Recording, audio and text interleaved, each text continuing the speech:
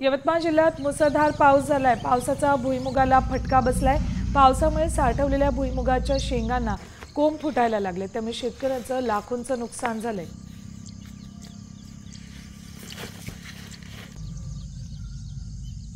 तर थेट शेतातून ही दृश्य आपल्यापर्यंत पोहोचवली आणि माहिती देतात आमचे प्रतिनिधी संजय राठोड।